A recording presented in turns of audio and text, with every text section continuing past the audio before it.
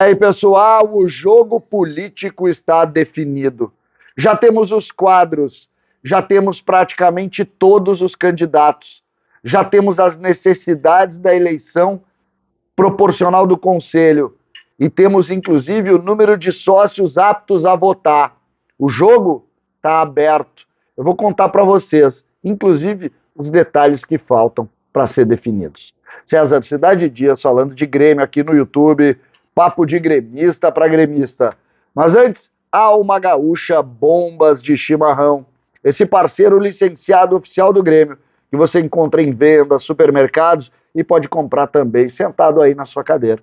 Basta que você entre agora na descrição do vídeo, que tem um link que leva para Alma Gaúcha Bombas de Chimarrão e ali você compra e recebe em casa e sempre sabendo, quando você compra Alma Gaúcha Bombas de Chimarrão, você está ajudando diretamente o tricolor. Gente, a gente já vem algumas semanas falando das eleições e falando de um tabuleiro de xadrez com os quadros definidos e as peças sendo colocadas. Pois agora nós já temos essa definição. Faltam, é verdade, algumas confirmações de nomes, mas nós já podemos colocar quais serão as equipes e como elas irão para a definição da eleição do Grêmio. Lembrando que as chapas para o Conselho, na semana que vem, todas serão escritas. Teremos 6, talvez 7 chapas. Nós vamos definir nesse vídeo também, porque esse vídeo ele já começa a colocar o jogo na mesa e como ele vai ser disputado, porque temos outras chapas importantes e nomes importantes começando a ser citados. E vai ser muito forte, porque teremos a eleição mais disputada da história do Grêmio, com nomes novos na disputa, com situações novas para serem discutidas e, mais do que isso, com uma participação maciça de torcedores. 34 mil pessoas estão aptas a votar no Grêmio. 34 mil. É um município médio, é muita gente, espalhados por todo o Brasil, espalhados e com facilidade para votar, porque a votação ela é virtual, ela pode ser feita pela internet, ou seja, a eleição vai receber muito o apelo popular e vai ter, sim, posições muito interessantes para a gente discutir, ideias para serem discutidas. Eu vou começar com a situação. O grupo da situação, que envolve o Grêmio Unido, e eu vou citar o movimento Grêmio Unido, não vou citar todos os movimentos, tá? Mas que tem no Grêmio Unido a principal força política, terá candidato.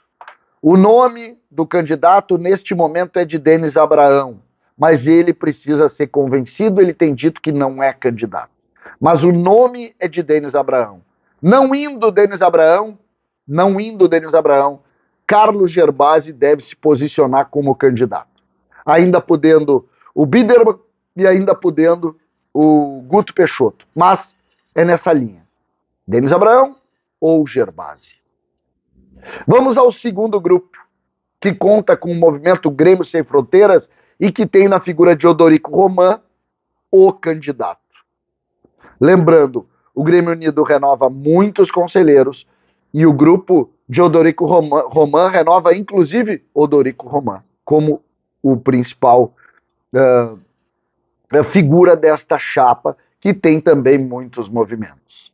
Depois disso, temos o grupo de Alberto Guerra, que tem, entre outros, um forte grupo que hoje tem cargos importantes, inclusive no Conselho Deliberativo, como a vice-presidência do Conselho, o Grêmio Independente como a força, também o principal movimento, e outros movimentos importantes que seguem, e tem aí em Alberto Guerra a grande figura, ele que é candidato à presidência do Grêmio, vai ser no mês de outubro e depois no mês de novembro em segundo turno, se ele conseguir atingir as cláusulas de barreira necessárias. Temos aí 3 chapas, certo? Vamos ao seu Brasinha. O Brasinha, ex-vereador de Porto Alegre, empresário, que tenta trazer para junto a figura de Paulo Odoni de Araújo Ribeiro, ex-presidente do Grêmio, figura importante, e este grupo,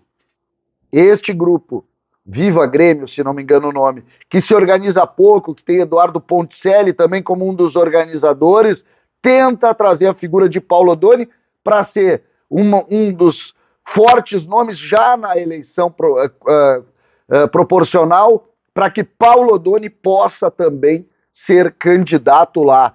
Temos então 4 candidatos, mas vai ter mais um candidato ainda e talvez mais 2. E eu vou para esse grupo. Um grupo também importante, uma confraria de gremistas que tem nas figuras exponenciais médicos que já ajudaram o Grêmio em outros processos e que tiveram, inclusive, atritos pela diminuição da capacidade do departamento médico, o Dr. Richard, como Carlos Galia, filho de Alberto Galia. Este grupo se posiciona também com uma chapa que vai ser importante para a discussão, porque conta com grandes gremistas. Posso colocar aqui o Dr. Paulo Calil também, e eles vão se posicionar também com um candidato. Tentam convencer a figura de Carlos Galia, que é um nome muito novo nessa disputa, mas um nome histórico também, porque traz Alberto Galia, um dos maiores dirigentes da história do Grêmio, ex-presidente do clube, vice-presidente da primeira grande conquista na Libertadores lá em 83, e uma figura muito querida por todos da velha guarda. Todos da velha guarda. Então surge mais uma situação. O nome de Carlos Galia precisa ainda do convencimento dele, porque não é assim para ser, mas é um nome de grande trânsito, e eu não conheço pessoalmente, mas grande trânsito e muito querido por muitas pessoas. Tem muita gente que gosta demais do nome do Galia como sendo uma alternativa. Avançando, nós temos mais uma chapa, que é a chapa de Antônio Vicente Martins e de Evandro Krebs, que se posiciona neste momento apenas para a eleição do Conselho. Aí teremos 6 chapas que vão disputar no Conselho. E uma 7ª chapa, que é a chapa de Danley, ídolo tricolor, que vai ser o número 1 dessa chapa.